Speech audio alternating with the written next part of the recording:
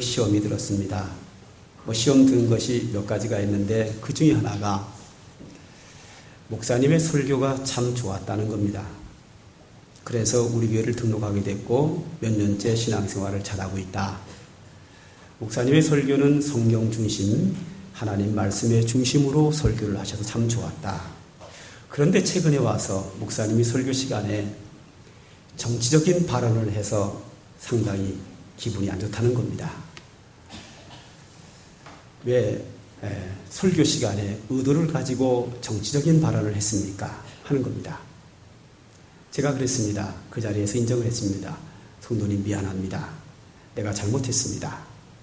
다시는 제가 주일 낮 예배 설교 때 정치적인 이야기를 하지 않겠습니다. 그렇게 약속을 했습니다. 제가 사과를 하고 제 잘못을 인정을 하고 설교를 하지 않겠다라고 말을 했습니다. 그런데 아직 믿음이 약한 성도이기 때문에 제가 그렇게 했습니다.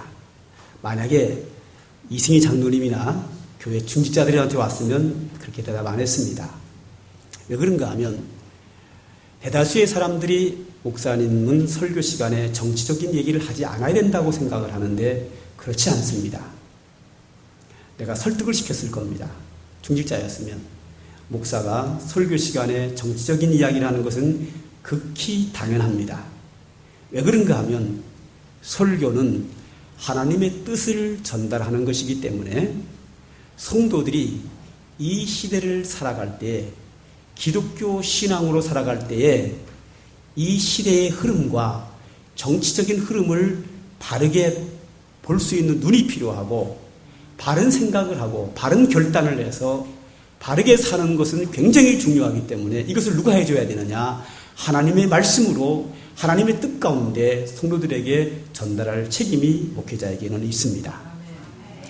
성경적으로 봤을 때 구약의 선지자들이 얼마나 많이 정치에 관여하는지 모릅니다. 민주주의 시대가 아니고 군주국가 시대입니다.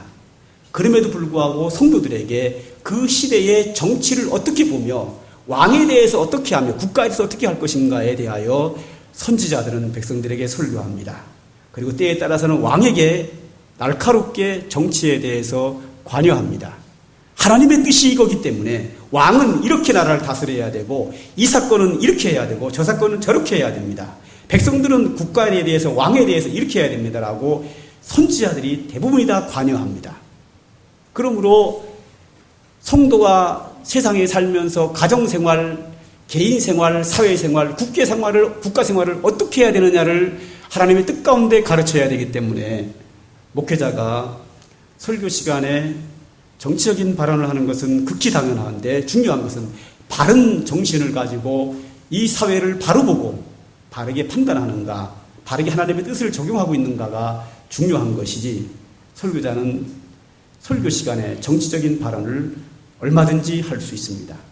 그런데 제가 그 성도에게 사과한 이유는 아직 마음이 아직 어리고 신앙이 약하기 때문에 그런 정치적인 것을 자기 생각과 다른 것을 받아들일 만한 준비가 되어 있지 않기 때문에 거기에 대한 사과였고 아무래도 주일 낮 예배 때는 그런 분들이 많기 때문에 어떤 정치적인 색깔이 있는 아무리 현실적으로 바르게 봤다 할지라도 설교하지 않는 게 좋겠다.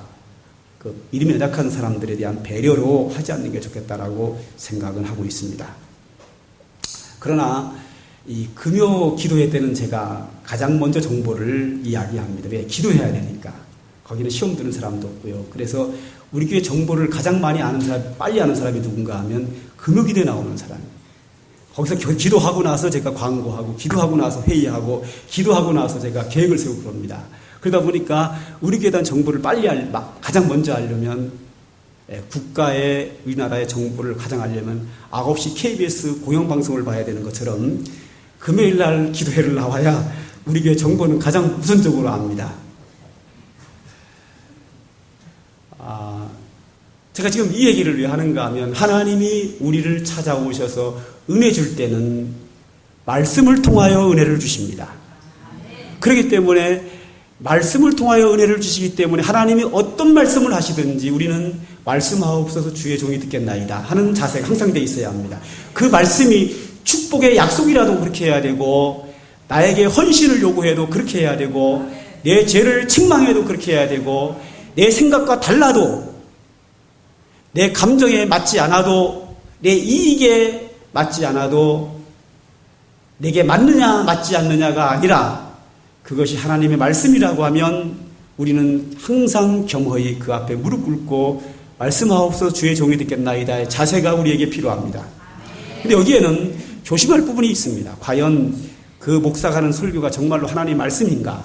성경을 바로 해석했고 이 시대를 바로 보는 안목을 가지고 정확하게 적응을 해줬느냐 안 했느냐는 판단해 봐야 합니다. 구약시대에 선지자들이 누구나 다 내가 참 선지자이고 하나님의 말씀이 내게 임했다 하여 하나님의 말씀이라고 전합니다. 그러나 어떤 선지자는 참 선지자였고 어떤 선지자는 거짓 선지자였습니다. 이사야서, 이사야, 에레미야, 에스겔, 다니엘, 아모스, 말라기 이런 참 선지자들은 하나님의 말씀을 받아서 하나님의 뜻을 바로 전달했지만 그 당시에도 거짓 선지자가 수없이 많았습니다. 그들의 설교는 달콤했습니다. 그리고 하나님에게 들은 말씀이라고 말을 합니다. 그런데 거짓 선지자였습니다. 과연 성도는 어떻게 구분할 수 있을까? 정말 그가 하나님으로 받았는지 받지 않았는지 구분해야 합니다. 구분하는 기준이 있습니다. 첫째가 그 선지자가 한 설교가 그대로 이루어지는가 이루어지지 않는가를 눈여겨볼 필요가 있습니다. 그 선지자 과거에 한 설교를 그대로 이루어졌느냐 했는데 이루어지지 않는다. 그럼 거짓 선지자입니다. 다음에 하는 얘기 듣지 말아야 합니다. 그리고 그 선지자의 삶을 봐야 합니다. 그가 정말 하나님 앞에서 믿음으로 사는가. 참 선지자는 항상 믿음으로 하나님 앞에서 바른 길을 갔습니다. 그러나 그 선지자가 하나님의 말씀을 받았다고 설교를 하지만 평상시에 거짓말도 잘하고 그의 삶이 하나님의 율법에 어긋나는 삶을 산다고 하면 그의 설교는 거짓의 이야기로 간주해야 합니다. 그러니까 그 선지자의 말씀이 내 마음에 맞느냐 맞지 않느냐가 아니라 그가 진실한 삶을 살고 하나님의 말씀을 받아서 한 설교이기 때문에 그대로 이루어지느냐 이루어지지 않느냐를 보아서 순종할 것인가 말 것인가를 결정해야 합니다. 그러므로 오늘도 말씀을 통하여 주시는 하나님의 은혜의 말씀을 받을 때에 저 말이 내게 기분이 좋으냐 나쁘냐가 아니라 내게 이익이 되느냐 손해가 되느냐가 아니라 저 말씀이 정말 성경을 바로 해석해가지고 이 시대에 맞는 적용을 제대로 해줬는가. 그렇다고 하면 겸허히 하늘에서 나에게 주시는 음성으로 듣고 하나님 말씀하옵소서 주의 종이 듣겠나이다의 자세가 필요합니다. 오늘은 하나님이 찾아오셔서 말씀하실 때에 나의 죄에 대한 책망입니다. 하나님이 책망하시면 우리는 회개하고 고쳐야 합니다. 디모데후서 3장 16절 모든 성경은 하나님의 감동으로 된 것으로 교훈과 책망과 바르게 함과 의로 교육하기에 유익하니 이는 하나님의 사람으로 온전케 하며 모든 선한 일을 행하기에 온전케 하려 함이라. 하나님의 말씀 안에는 교훈이 있고 책망이 있고 바르게 함이 있습니다. 왜 교훈과 책망과 바르게 함이 있느냐? 우리가 하나님의 사람으로 바로 살게 하기 위해서 말씀하시는 겁니다. 그렇기 때문에 내가 책망받을 일을 했으면 책망을 받아야 그리고 고쳐야 합니다. 그 책망의 소리가 내게 듣기 좋은 소리냐 듣기 싫은 소리냐가 아니라 그 책망의 말씀이 하나님의 말씀이라고 하면 그 앞에 무릎을 꿇고 회개해야 합니다. 고쳐야 합니다. 오늘도 이 설교를 듣는 성도의 마음의 자세입니다.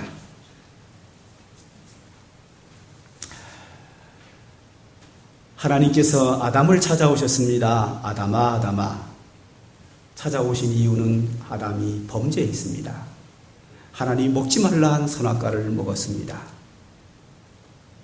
하나님이 아담을 찾아오실 때는 사랑하기 때문에 찾아오셨습니다. 회개할 것을 기대했습니다. 회개하면 하나님은 용서하고 싶습니다. 그리고 없었던 일로 하고 복주고 싶어서 찾아오십니다. 아담과 하와는 한 번도 회개하지 않습니다. 변명합니다. 빠져날 궁리만 합니다. 결국 하나님의 징계를 받습니다. 이스라엘의 첫 번째 왕은 사울입니다. 하나님이 그 당시에 사울을 기뻐하셨습니다. 사랑하셨습니다. 이스라엘 나라를 누구에게 맡길까? 믿음의 사람, 경건한 사람, 하나님은 사울을 선택했습니다. 사무엘 선지자를 통하여 그 머리에 기름을 붓고 하나님께서 그에게 하나님의 신으로 임재하셨습니다. 그리고 사울은 왕이 됐습니다.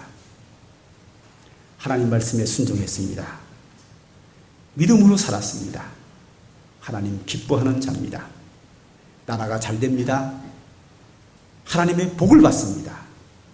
하나님의 은혜 가운데 나라를 잘 다스렸습니다. 세월이 흘렀습니다. 사울이 어느 날 갑자기 하나님 말씀에 불순종하기 시작합니다. 죄를 집니다. 하나님이 사울의 범죄를 압니다. 죄 지은 사울을 하나님은 사랑하십니다. 그가 지은 죄를 용서하고 없애고 싶습니다. 계속해서 하나님은 사울에게 복을 주고 싶습니다.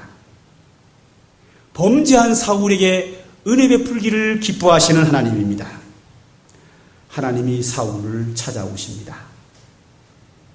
찾아오시는 방법이 사무엘 선지자를 통하여 찾아오십니다. 사무엘 선지자가 사울을 찾아왔습니다. 사울 왕에게 죄를 지적합니다. 그 이유는 회개시키려고, 그리고 용서하려고, 그리고 사울에게 은혜 주려고, 사울을 사랑하기 때문입니다. 사울은 회개하지 않습니다. 거짓말시킵니다. 변명합니다. 얼마 후에 또 죄를 짓습니다. 하나님은 사울을 포기할 수 없습니다. 사랑하기 때문입니다. 용서하고 싶습니다. 은혜 주고 싶습니다. 또 찾아오십니다. 역시 사울은 회개하지 않습니다. 거짓말합니다. 변명합니다. 빠져나갑니다. 결국은 하나님이 사울에게서 성령을 거두어 가십니다. 그리고 더 사악한 사람이 됩니다. 끊임없이 죄를 짓고 끊임없이 미치광이가 돼서 사악한 죄를 짓습니다. 망합니다. 자기도 죽고 아들도 죽고 가족이 패가 망합니다. 하나님은 이스라엘 나라를 이제는 다윗에게 맡겼습니다. 다윗이 하나님 마음에 합한 사람입니다. 다윗을 사랑합니다. 하나님이 쓰시기에 기뻐하는 자입니다. 다윗을 왕으로 세웠습니다. 하나님 앞에 순종하고 믿음으로 살았습니다. 나라가 잘 됐습니다. 어느 날 다윗도 범죄합니다. 한 여인을 마음에 들었습니다. 남의 아내입니다. 남의 아내를 데려다가 잠을 잡니다. 그리고 그 죄를 은폐하고 싶습니다. 남의 여자를 빼앗고 싶습니다. 그래서 그 여인의 남편을 죽입니다. 그리고 자기 죄를 덮어버립니다. 그리고 그 여인을 데려다가 자기의 아내로 삼습니다. 다윗은 모든 것이 끝났다라고 생각을 합니다. 그러나 그 모든 과정을 하나님은 보셨습니다. 하나님은 어떻게 해야 될까요? 하나님은 다윗을 버릴 수 없습니다. 범죄한 다윗을 버릴 수 없습니다.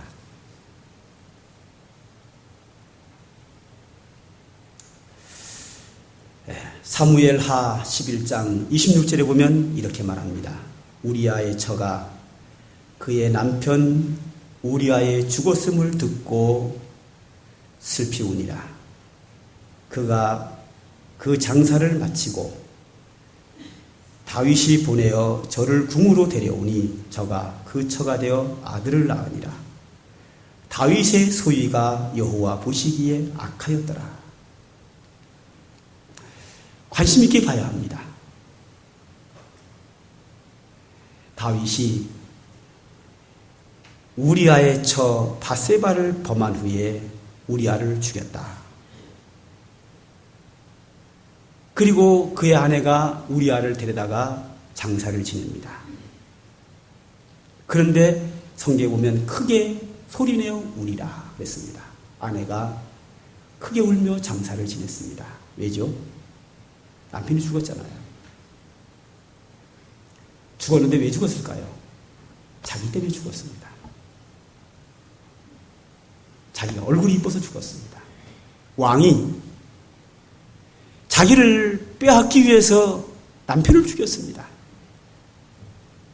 나 때문에 죽은 남편, 그 아내를 장례 치르는 이 여인이 얼마나 울었겠습니까? 남편이 잘못한 것도 아닙니다. 무엇을 실수한 것도 아닙니다. 그냥 괴한한테 당한 것도 아닙니다. 자기 때문에 죽었습니다. 자기 때문에 죽은 남편을 크게 소리내어 울며 장례를 치웁니다. 그리고 다윗은 그 여인을 데려다가 자기 아내로 삼습니다. 이 사건에 대해서 다윗의 소위가 여호와 보시기에 악하였더라. 자, 악을 행했습니다. 그러나 하나님은 다윗을 사랑합니다. 다윗을 버릴 수 없습니다. 포기할 수 없습니다. 저거 용서해야 됩니다. 그리고 은혜 베풀어야 합니다. 사랑하기 때문에 그렇습니다. 하나님이 귀하게 쓰는 자기의 종입니다. 할 수 없습니다. 하나님이 다윗을 찾아오십니다. 이유는 용서하려고, 은혜 주려고 찾아옵니다. 방법은 나단 선지자를 통하여 찾아오십니다. 하나님이 선지자 나단을 부릅니다. 나단 선지자야, 너는 다윗을 만나라. 만나서 다윗이 이러한 죄를 지었느니라. 너 가서 내 말씀을 전하고 다윗을 회개시켜. 너 가서 다윗의 죄를 그에게 책망하고 다윗을 회개시켜. 회개시켜야 그를 용서하고 그에게 은혜 주지 않겠냐? 다윗에게 임한 하나님의 말씀입니다. 나단에게 임한 하나님의 말씀이죠. 나단 선지자가 하나님의 말씀을 들었습니다. 다윗을 만나서 그의 죄를 얘기해야 되는데 완전히 은폐된 죄, 그 큰 죄를 다윗 왕에게 지적하기에는 너무 부담입니다. 사람은 죄를 지적하면 분노하게 되어 있습니다. 다윗이 왕입니다. 선지자 나단이 다윗이 완전히 덮어버린 그 죄에 대하여 죄를 지적하면 다윗이 분노하여 나단 선지자를 죽일 수 있습니다. 이 사건은 생명 걸고 해야 되는 말씀입니다. 설교자의 부담입니다. 하나님은 다윗에게 죄를 책망하라고 하시고 잘못했다가는 나단이 죽을 수 있습니다. 어떻게 다윗 왕이 분노하지 않고 시험에 들지 않고 이 말씀을 받아들이고 회개시킬까? 설교자의 고민입니다. 설교자는 그렇습니다.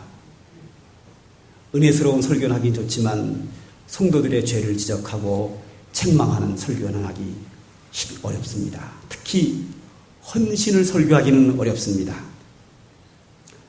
제가 하나님의 말씀에 대하여 시리즈로 나가는 가운데 다른 거는 하기 쉬웠는데 지난주 설교, 네 번째 설교는 뭐였죠? 하나님이 헌신을 요구하면 자원하는 마음으로 순종해야 합니다. 자, 이 설교하기가 그렇게 쉽지 않습니다. 건축과 연관시킨 건 아닙니다. 그러나 하다 보니까 연관이 되어버렸습니다. 저에게 고민이 있습니다.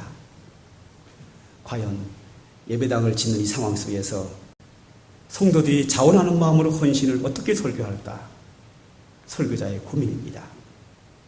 그래도 하는 길에 해야지 안 할 수는 없습니다. 두렵고 떨리는 마음으로 누가 시험 들면 어떡할까? 고민 속에 설교했습니다. 지금까지 보고된 것에 의하면 설교 듣고 시험 든 사람 하나도 없는 걸로 알고 있고 혹시 있는지는 모르겠어요. 보고에 의하면 몇몇 분들이 여러분들이 저에게 하신 말씀에 대해서는 목사님 고맙습니다. 어쩌면 그런 설교를 그렇게 부담 하나 안 되게 설교를 잘 하십니까? 휴, 다행이다. 안도했습니다. 자, 나단 선지자 입장을 이해하셔야 합니다. 하나님은 다윗의 저 큰 죄를 완전히 덮어버린 저 죄를 책망하라고 합니다. 선지자가 잘못 설교하면 책망하면 죽음입니다. 아무도 말릴 자가 없습니다. 고민입니다. 이 설교를 어떻게 전할까? 설교의 핵심은 다윗의 죄를 지적하는 겁니다. 회개시키는 겁니다. 어떤 방법으로 이 말씀을 준비해서 전할 것인가? 선지자, 설교자의 고민입니다. 목회하면서 느낀 겁니다. 성도들이 진리의 말씀이라는 귀를 잘 안 기울여도 예화는 잘 듣습니다. 그래서 나단 선지자는 다윗 왕에게 이야기로 합니다. 한 예화를 듭니다. 다윗 왕을 찾아갔습니다. 왕이여, 할 얘기가 있습니다. 무슨 얘기입니까? 왕이여, 어떤 마을이 있었는데 그 마을에 부자가 있었습니다. 큰 부자가 있었는데 그 집에 귀한 손님이 찾아왔습니다. 부자기 때문에 들에 염소와 양과 소가 풍성합니다. 그 가운데 한 마리를 잡아다가 손님에게 식사를 대접해야 되는데 그렇지 않고 그 마을에 가난한 노부부가 있습니다. 아주 가난합니다. 가난해서 양 한 마리만 키웁니다. 양 한 마리밖에 없어서 그 양을 자기의 자식처럼 키웁니다. 그런데 이 부자가 그 한 마리 양을 뺏어다가 그걸 잡아서 손님에게 대접했습니다. 한 예화를 둡니다. 그 이야기를 듣는 다윗 왕은 크게 분노합니다. 세상에 그런 놈이 어디 있느냐? 그런 못된 놈이 이 땅 위에 살다니 그 놈은 반드시 죽어야 하리라. 이 말 뜻이 뭔지 아세요? 왕의 직권으로 명하노니 그 놈은 사형이라는 겁니다. 왕이 말합니다. 그 놈은 반드시 죽어야 하리라. 왕이 사형 선고를 내려버렸습니다. 나단 선지자가 예화는 따뜻하게 했는데 진리는 강하게 전합니다. 바로 당신이 그 사람입니다. 그리고 이어서 말합니다. 사무엘하 12장 9절. 그러한데 어찌하여 내가 여호와의 말씀을 업신여기고 나 보기에 악을 행하였느뇨. 내가 칼로 햇사람 우리아를 죽이되 암몬 자손의 칼로 죽이고 그 철을 빼앗아 내 철을 삼았도다. 아주 날카롭고 강한 메시지였습니다. 그놈은 반드시 죽어야 하리라. 그놈이 자신이었습니다. 다윗은 그 앞에 무릎을 꿇고 회개합니다. 통곡하며 회개합니다. 다윗의 회개는 시편 여기저기 몇 군데서 나옵니다. 어떤 시편에서는 이렇게 말합니다. 내가 주야로 눈물을 흘렸습니다. 내가 밤새 회개하며 울었더니 내 눈물이 내 침상을 띄우나이다. 밤새 울어가지고 홍수가 나가지고 방 아래 눈물이 가득 차가지고 침대가 둥둥 떠다녔다는 거예요. 과장법이죠. 얼마나 울었는지 표현이 내가 내 눈물로 침상을 띄우나이다. 그렇게 울며 통곡하며 회개했습니다. 회개하는 모습을 이야기하고 있고 오늘 본문 시편 51장은 회개할 때 회개의 내용입니다. 내용이 기록되어 있습니다. 51장을 봅니다. 51장에는 51장의 제목이 있습니다. 제목을 먼저 보겠습니다. 다윗의 시, 인도자를 따라 부르는 노래. 다윗이 밧세바와 동침한 후 선지자 나단이 그에게 왔을 때 나단이 와서 설교를 듣고 회개할 때를 말합니다. 다윗이 어떻게 회개했는가 그 내용을 추려서 요약해서 여기다가 집어넣습니다. 1절 하나님이여 주의 인자를 따라 내게 은혜를 베푸시며 주의 많은 긍휼을 따라 내 죄를 지워주소서. 이 부분을 좀 자세히 봐야 합니다. 주의 인자를 따라 내게 은혜를 베푸시며 주의 많은 긍휼을 따라 내 죄악을 지워주소서.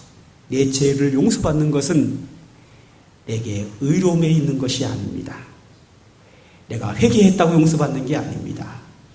내가 회개하기 이전에 내 죄를 용서받는 것은 내가 회개하기 이전에 하나님의 긍휼하심이 필요합니다. 죄인을 향한 하나님의 불쌍히 여기심.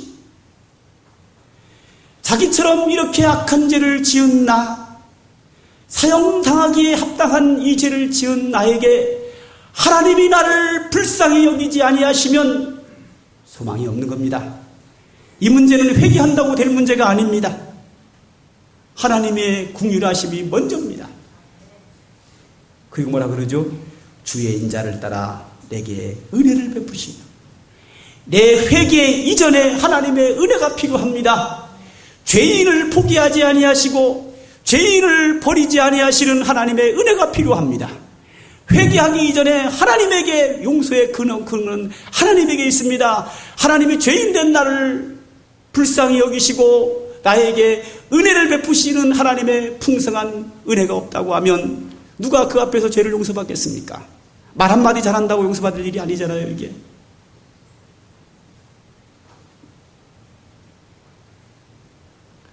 하나님의 긍휼하심과 하나님의 은혜입니다. 이게 죄 사함의 시작입니다. 원인입니다. 자기의 의를 의지하지 않습니다. 자기의 회개를 의지하지 않습니다. 하나님의 은혜와 죄를 향하여 불쌍히 여기시는 하나님의 긍휼하심입니다. 그걸 의지합니다. 그리고 나서 2절부터 회개합니다. 나의 죄를 맑게 씻기시며 나의 죄를 깨끗이 제하소서. 물은 나는 내 죄가를 나오니 내 죄가 항상 내 앞에 있나이다. 내가 주께만 범죄하여 주의 목전에서 악을 행하여 싸우니 5절 내가 죄악 중에 출생하였으며 어머니가 죄 중에서 나를 잉태하였나이다. 7절 우슬초로 나를 정결케 하소서. 내가 정하리이다. 나의 죄를 씻어주소서. 내가 눈보다 시리이다. 9절 주의 얼굴을 내 죄에서 돌이키시고 내 모든 죄악을 지워주소서. 이렇게 철저하게 눈물을 흘려 통곡하며 밤새 회개하며 웁니다. 그러면서 회개의 마지막에 가서 하나님께 강구하는 것 2가지가 있습니다. 3가지로 볼 수도 있지만 2가지로 보는 게 좋겠습니다. 첫째, 하나님, 내 속에 정직한 영을 만들어 주옵소서. 10절입니다. 하나님이여 내 속에 정한 마음을 창조하시고 내 안에 정직한 영을 새롭게 하소서. 다윗이 얼마나 거짓됐습니까? 남의 여자를 뺐고요. 그 남편을 죽이고요. 덮어버리고요. 얼마나 정직하지 못합니까? 그의 마음이 얼마나 깨끗하지 못합니까? 얼마나 사악하고 얼마나 더럽습니다. 하나님, 내 거짓된 심령, 내 사악한 심령, 더러운 심령을 없애주시고 내 속에 정한 마음, 깨끗한 마음을 창조해 주시고 내 속에 정직한 영을 새롭게 하옵소서. 다윗은 하나님이 벌을 내릴까 봐 내 육체를 지켜주소서, 내 재물을 지켜주소서, 내 자녀를 지켜주소서 기도하지 않습니다. 했는지도 모르겠지만 그거보다는 우선되는 게 뭔가 하면 하나님, 내 마음을 바꿔주십시오. 내 속에 정직한 영으로 나를 새롭게 하옵소서. 첫 번째 하나님께 기도하는 기도의 제목이고, 두 번째 11절입니다. 나를 주 앞에서 쫓아내지 마시며 주의 성령을 내게서 거두지 마소서. 다윗은 봤습니다. 사울이 범죄한 후에 회개하지 않고 죄를 짓다가 하나님이 그에게서 성령을 거두어 가셨습니다. 성령을 거두어 가자 그가 더 사악한 사람으로 변질되어 더 악을 행하고 미치광이처럼 날뛰다가 영원한 징벌을 받고 망하는 걸 봤습니다. 다윗은 사울보다 더 큰 죄를 진 것 같습니다. 이제 다윗에게서 하나님이 성령을 거두어 가시면 다윗도 그렇게 저주받은 인간으로 망할 수밖에 없다는 것을 다윗은 압니다. 하나님, 기도의 제목 두 번째, 내 속에 나를 쫓아내지 마옵소서. 내 속에 성령을 거두어 가지 마소서. 내 성령을 거두어 가지 마시고 나에게 성령의 충만한 은혜를 주셔서 12절, 주의 구원의 즐거움을 내게 회복시켜 주시고 자원하는 심령을 주사 나를 붙드옵소서. 내게 구원의 감격을 뺏어가지 말라는 겁니다. 회복시켜 달라는 겁니다. 주의 성령을 내게서 거두지 마시고 범죄한 나를 용서하시고 내게 성령으로 충만케 하여 하나님의 구원의 감격이 내 속에 충만케 해달라고 기도합니다. 이 두 가지를 하나님께 간구합니다. 하나님은 다윗의 이 회개를 받으셨습니다. 이 기도를 응답하십니다. 그가 지은 죄에 대하여 하나님의 가벼운 어느 정도의 징계는 있습니다. 자식이 잘못하면 용서하지만 부모는 매를 냅니다. 하나님이 따끔하게 다윗을 매로 때립니다. 그리고 모든 죄를 용서합니다. 그리고 그에게 은혜와 복을 부어주십니다. 다윗의 축복에 대해서는 이 구역공과 이 속에 있는 속지, 주거 속지에 있는 거 있죠?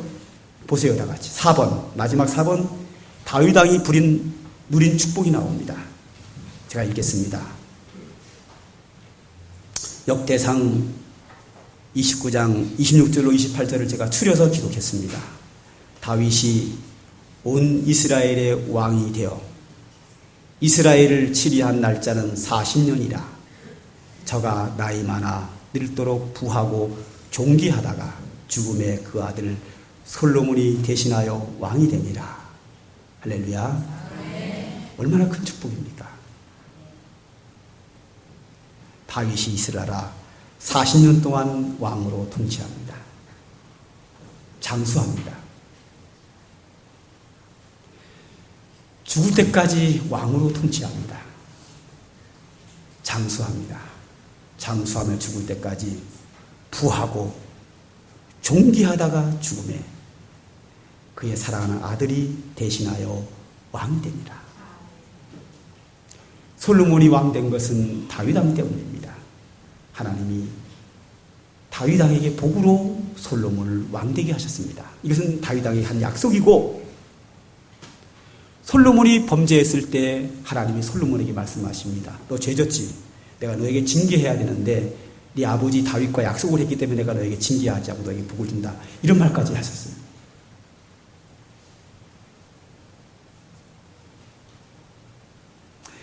여러분, 소원이 뭡니까? 여러분, 잘 되는 거죠.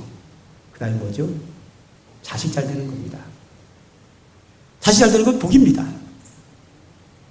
다윗을 보면 40년 동안 왕을 하면서 나이 들도록 장수하고 부하고 존귀하게 살도록 복을 누리고 자식이 잘 됐죠. 솔로몬 얼마나 잘 됐습니까?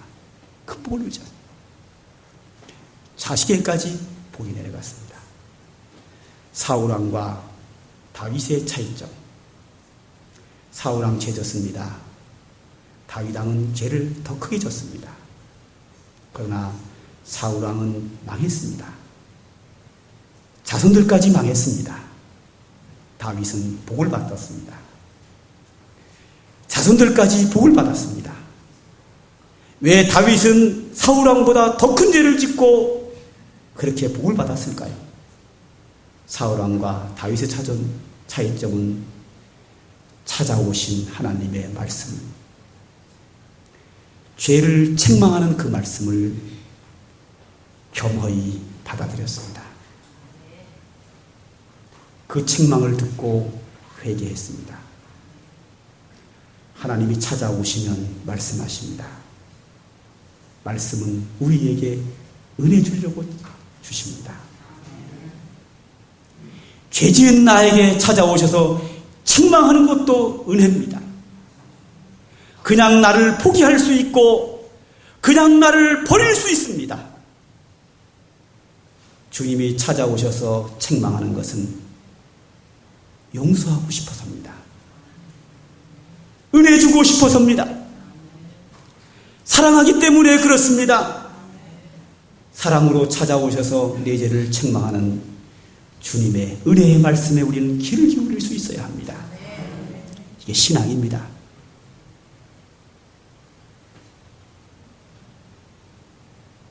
하나님은 우리의 연약함을 아십니다.